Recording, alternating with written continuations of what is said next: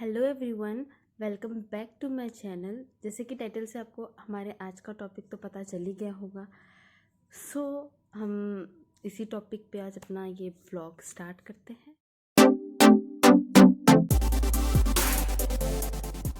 Canada जाने के लिए जो एक्सपेंसेस होंगे, जो खर्चे होंगे, वो मैं आपको ऑलरेडी पहले एक वीडियो में बता चुकी हूँ। उसका लिंक मैं डिस्क्रिप्शन में भी डाल दूँगी। अब आज हम बात करेंगे कि उस एक्सपेंस को किस तरीके से अरेंज करें। ऑब्वियसली अगर आप अर्न करते हो, आप कमाते हो, तो आप अपने फाइनेंस उस हिसाब से सोच सकते हो। बट जैसे कि मैं कुछ अर्न नहीं करती थी, लाइक मेरे फादर थे जो भी थे, जो कर रहे थे, तो उस केस में कैसे करना है उसके बारे में जानने के लिए आप ये वीडियो कंटिन्यू कर सकते हैं। अब जैसे कि हम सब जानते हैं कि हमारे इंडिया में विभिन्न प्रकार के, मैं शुद्ध हिंदी बोल रही हूँ, बहुत सारे तरह के लोन मिल जाते हैं। कार लोन, होम लोन, उसी तरीके से एजुकेशन लोन भी मिलता है। अगर आप इंडिया में पढ़ना चाहते हो तो भी मिल जाता है, अगर आप बाहर जाके पढ़ना चाहते हो तो भी आपको एजुकेशन लोन मिल जाता है। उसकी कुछ सर्टेन कंडीशंस होते हैं, बट आपको प्रोबेबिलिटी रहती है। प्रोबेबिलिटी क्या मतलब, मिल ही जाता है इफ़ आप उनके सारे कंडीशंस को फुलफ़िल करते हैं तो। इस कंडीशन पे मैं आपको ये बोल सकती हूँ, जैसे कि अगर आपको लोन चाहिए, कनाडा का एक्सपेंस मैं आपको ऑलरेडी बता चुकी हूँ, जो कि 15 to 20 लाख के अराउंड होगा। कैसे होगा, क्या होगा, वो मैं आपको डिटेल्ड वीडियो में पहले बता चुकी हूँ। अब ये जो 20 लाख है, अगर आप चाह रहे हो कि बैंक आपको एजुकेशन के लिए 20 लाख आपको लोन दे, तो आपको उनके कुछ कंडीशंस को फुलफ़िल करने होंगे। जैसे कि एजुकेशन लोन का एक बहुत सिंपल सा रूल रहता है कि अगर आप लोन 7 लाख से मैक्सिमम ले रहे हैं, कि अगर आप 7 लाख से मैक्सिमम लोन लेते हैं एजुकेशन लोन, तो आपको एक कोलेट्रल देना पड़ता है। कोलेट्रल का मीन्स आप सब जानते हैं। अगर हम फिल्मी टर्म्स में बोले तो हम कह सकते हैं आपको कुछ गिरवी रखना पड़ता है। और अगर आप 4 लाख के अराउंड लेना चाहते हो लोन, तो आपको कुछ ना गिरवी रखने की ज़रूरत है, ना ही आपको कोई गारंटर की ज़रूरत है। उसी तरीके से अगर आप 4 लाख से 7 लाख के अंडर लोन लेना चाहते हैं, तो आपको एक गारंटर की ज़रूरत पड़ेगी। बट वहीं अगर आप 7 लाख से ज़्यादा लोन लेना चाहते हो, तो आपको गारंटर की तो ज़रूरत पड़ेगी ही पड़ेगी, साथ में आपको एक कोलेट्रल सिक्योरिटी वहाँ पे रखनी पड़ती है, जिसे हम गिरवी रखना भी बोल सकते हैं। अब उसी तरीके से आप ये तो समझ ही गए होंगे कि अगर हमें लोन लेना है बैंक से अपने एजुकेशन के लिए, तो ऑब्वियसली कनाडा जाने के लिए हमको मोर देन 7 और 7.5 लाख से ज़्यादा ही ज़रूरत पड़ेगी। तो उसी तरीके से हमें पता है कि हम कौन से कैटेगरी में आते हैं। थर्ड कैटेगरी में आते हैं, जिसमें हमको गारंटर की तो ज़रूरत पड़ेगी, साथ ही साथ हमको कोलेट्रल सिक्योरिटी भी देना पड़ेगा। जो नेक्स्ट चीज़ आपके लोन को अफेक्ट करती है मतलब लोन के लिए बहुत ज़्यादा ज़रूरी है, वो ये चीज़ है कि आपको उस कॉलेज का, जिस कॉलेज में आप एडमिशन लेना चाह रहे हो या फिर आपने जिस कॉलेज में अप्लाई करा हुआ है, उस कॉलेज का अप्रूवल लेटर आपके पास होना बहुत ज़्यादा ज़रूरी है। बिकॉज विदाउट अप्रूवल लेटर, मतलब उनको तो पता ही नहीं कि आप एडमिशन लेंगे या नहीं लेंगे, तब तक वो आपको लोन नहीं दे सकते। और आपका लोन देना भी चाह रहे हैं तो किस बेसिस पे थे आपने बस, अगर आप ये सोच रहे हो कि आपने बस ये सोच लिया कि मुझे बाहर जाके पढ़ना है, और बस ये फीलिंग्स बता के और अपना घर कोलेट्रल जिसे बोलती हूँ मैं, है ना, गिरवी रखते हैं, है ना, घर गिरवी रख के अगर आप सिर्फ एजुकेशन पर लोन ले ले, तो इट इज़ नॉट पॉसिबल। आपको एक प्रूफ देना पड़ेगा कि आप बाहर जाके पढ़ने का सोच रहे हो, आपने किसी कॉलेज में अप्लाई किया है और उस कॉलेज ने आपके अप्रूवल को एक्सेप्ट किया है, तो ये चीज़ आपको वहाँ पे बैंक वालों को शो करनी ही पड़ेगी।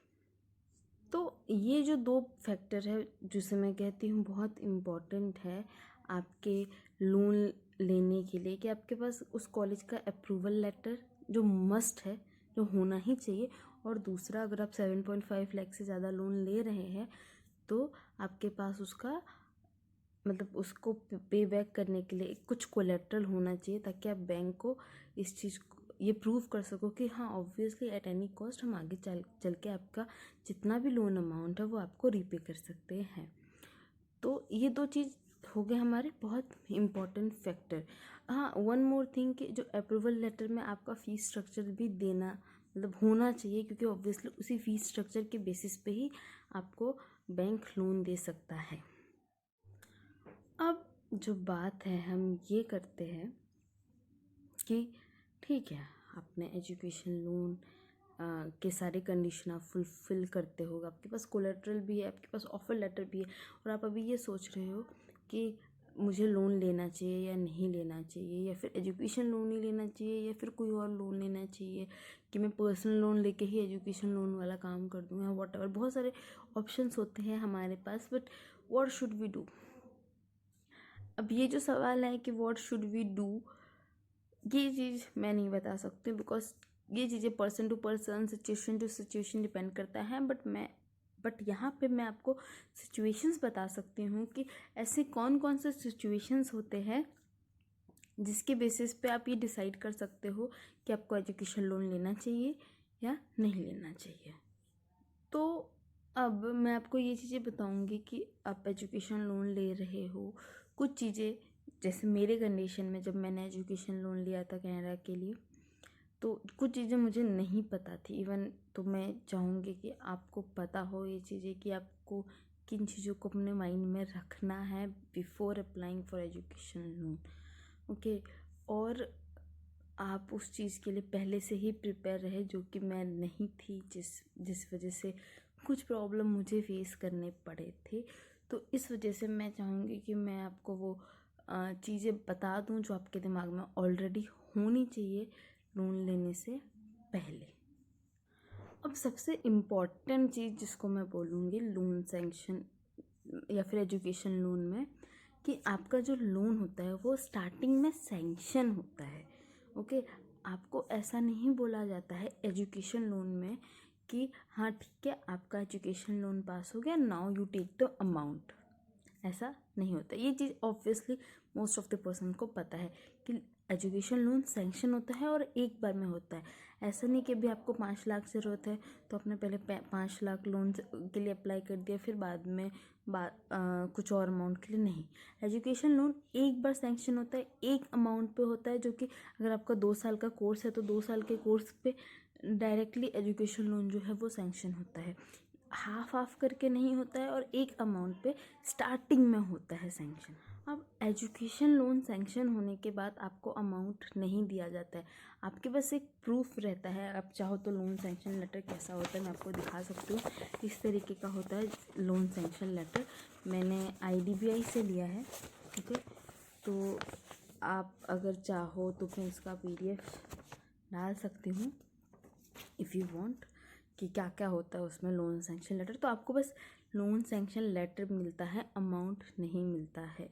अमाउंट आपको अलग अलग टाइम पे दिया जाता है जब आपको ज़रूरत हो, और आपको नहीं दिया जाता है, डायरेक्ट कॉलेज को दिया जाता है, या फिर जिस चीज़ के लिए आपका एक्सपेंस लग रहा है उसी चीज़ पे डायरेक्ट अमाउंट पे किया जाता है, आपको नहीं दिया जाता है।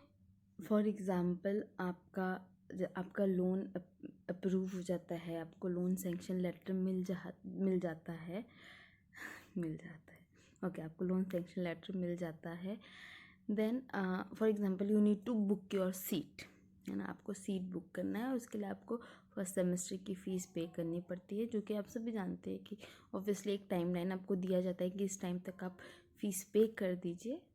तो वो जो फीस का जो अमाउंट रहता है वो बैंक पे ऑब्वियसली करेंगे, but you need to keep in your mind कि उसमें से आपको 15 या whatever% जो मार्जिन अमाउंट होता है वो आपको पे करना रहता है। इन माई केस, मेरे केस पे मुझे 15% मार्जिन अमाउंट पे करना पड़ा था। तो मान के चलिए अगर आपका कॉलेज फर्स्ट सेमेस्टर के लिए फॉर एग्ज़ाम्पल एज्यूम करिए कि आपको 1 लाख रुपीज़ आपको सीट बुक करने के लिए आपको 1 लाख रुपीज़ पे करना है, तो आपको 15,000 आपको देना है, बाकी 75,000 85% जो है वो बैंक वाला देगा। ये मेरे केस में था। आपके केस में अगर आप लोन लेते हो तो मे भी मार्जिन अमाउंट कुछ और हो सकता है। तो जब भी आप लोन ले तो मार्जिन अमाउंट के बारे में अपने दिमाग में तो आपको रखना ही पड़ेगा कि मिनिमम 15% आपको मार्जिन अमाउंट देना ही है। और जो भी है आप अपने बैंक से भी पहले क्लियर कर लेना कि आपका मार्जिन अमाउंट कितना है, क्या है। You need to clear it before आप कुछ और करें। आप पहले मार्जिन अमाउंट क्लियर कर लीजिएगा अपने बैंक से या बैंक मैनेजर से। अब मैं जो आपको बता रही हूँ वो बहुत इम्पॉर्टेंट चीज़ है जो कि मुझे नहीं पता था और जिसके वजह से मुझे बहुत ज़्यादा प्रॉब्लम फेस करना पड़ा। और वो ये चीज़ है कि अगर आप अब्रॉड स्टडीज़ के लिए एजुकेशन लोन देते हैं और आपका लोन भले सैंक्शन हो जाता है, ओके, भले आपका लोन सैंक्शन हो जाता है और आप अब्रॉड स्टडी के लिए अप्लाई करते हो, तो बैंक आपको तब तक पे नहीं करेगा जब तक आपका वीज़ा नहीं आता है। मैक्सिमम वो अगर ऑब्वियसली टाइम लाइन के हिसाब से मैक्सिमम वो आपका फर्स्ट सेमेस्टर की फ़ीस जो आपके सीट बुक करने के लिए होती है वो मैक्सिमम वो पे कर सकता है, बट उससे ज़्यादा वो नहीं पे करेगा अनटिल अनलेस आपके पास वीज़ा ना हो। तो ये चीज़ मुझे नहीं पता थी जिसके वजह से मुझे बहुत प्रॉब्लम फेस करना पड़ा। मैं कह सकती हूँ बहुत। अब एसडीएस कैटेगरी में मैं इसके लिए एक सेपरेट वीडियो बनाऊंगी एसडीएस नॉन एसडीएस के लिए, बट अभी मैं आपको इतना बता देती हूँ कि एसडीएस कैटेगरी के लिए आपका फर्स्ट ईयर का फीस और जीआईसी बहुत इम्पोर्टेंट। ओके, आपको फर्स्ट ईयर की फ़ीस और जीआईसी सबमिट करनी ही पड़ती है आपको अपने एसडीएस कैटेगरी में अपनी फ़ाइल को लॉन्च करने के लिए व्हाटएवर।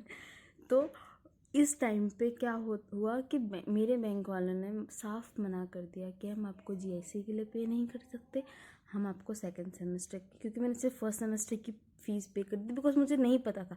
शायद मैं ऐसा कर सकती थी कि मैं एक बार में ही 1 ईयर का फ़ीस पे कर देती, बट तब मुझे नहीं पता था कि ऐसा भी कुछ है कि विदाउट वीज़ा वो मुझे 1 रुपया नहीं देंगे।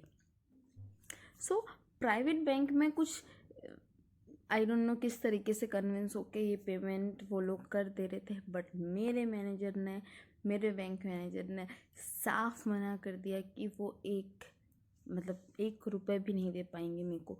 और मुझे इस बात की प्रॉब्लम थी, भैया हम अपना प्रॉपर्टी दे रहे हैं, हम सब दे रहे हैं, अगर हम नहीं रीपे कर पाते हैं तो it will cost on us ना, मतलब सब खर्चा हम पे पड़ेगा। तो क्या रीज़न है पेमेंट करने के लिए, बिकॉज मेरी डेट्स निकल रही थी, मुझे वीज़ा के लिए वीज़ा फाइल करना था और इन सब चीज़ों में मैं मेरा ऐसा कंडीशन हो गया था कि मुझे गुस्सा भी आ रहा था एक मैनेजर पे, मुझे समझ नहीं आ रहा था क्या करूँ, है ना। और मुझे ये था कि चलो एसडीएस ना सही, सॉरी फर्स्ट ईयर फीस ना सही, एटलीस्ट वो जीआईसी तो पे करे, क्योंकि विदाउट जीआईसी मुझे ऐसी गलतफहमी थी कि विदाउट जीआईसी नॉन एसडीएस में भी फाइल नहीं हो पाता है। तो मुझे इस चीज़ का था कि यार एटलीस्ट पे कहीं से तो पे करे, इतना तो पे करे। बट उनका जो नो का थप्पा था ना, वो कहते ना no means no, it suits here, मतलब यहाँ पे बहुत वो हो रहा था। मैं बहुत ज़्यादा इरिटेट थी, बहुत ज़्यादा फ्रस्ट्रेट थी, मुझे गुस्सा भी आ रहा था, मैं कोरोना भी आ रहा था, बट मैं कुछ नहीं कर सकती थी।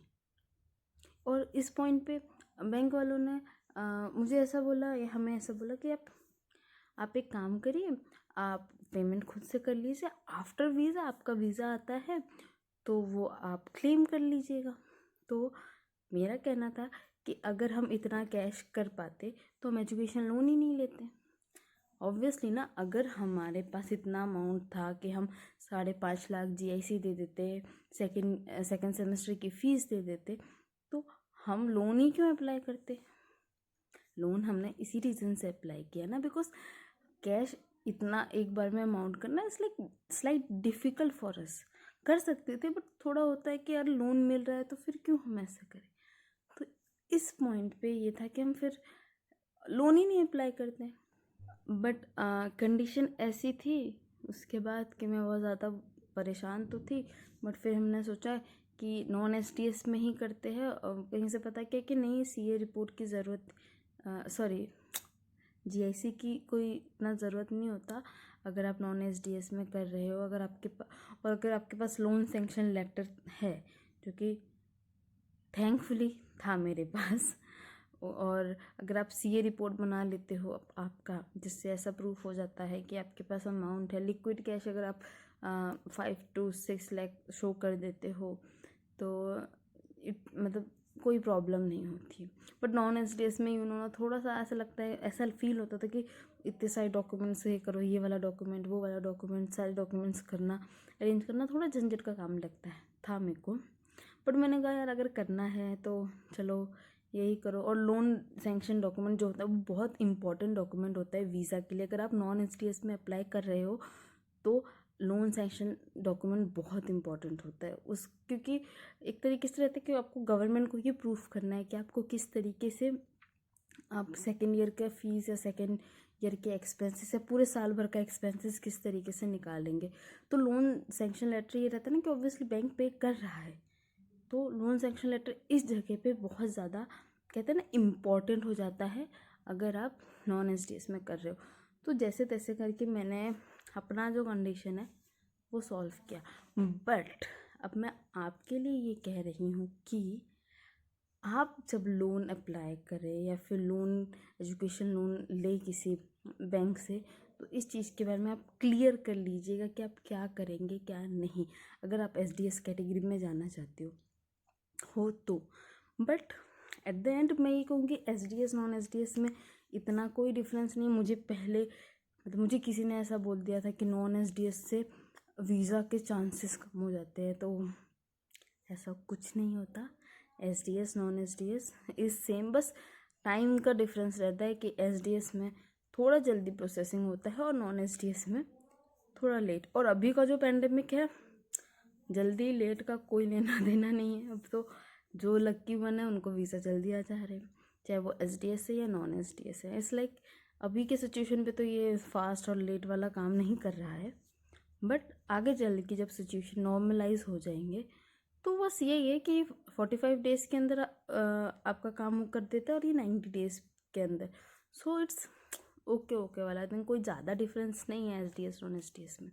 बट आप फिर भी लोन लेने से पहले ये अपने बैंक मैनेजर से क्लियर कर लीजिएगा।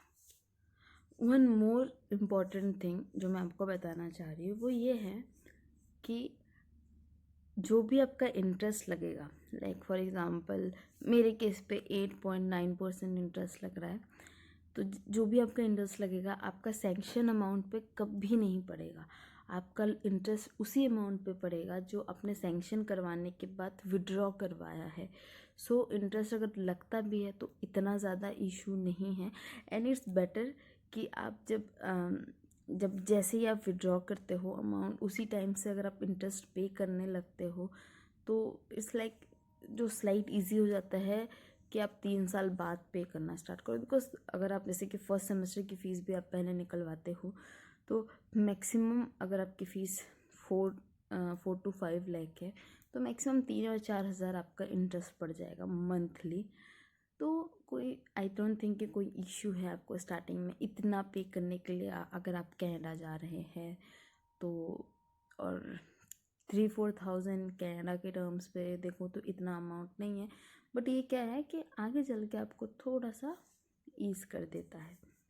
Point number 1। पॉइंट नंबर 2 ये कि मैक्सिमम आप अगर लोन सैंक्शन करवाना चाह रहे हो तो आप 20 लाख करवाइएगा। बेटर ये रहता है कि उसमें ना कि आपको अमाउंट कम नहीं पड़ेगा, पहली चीज़।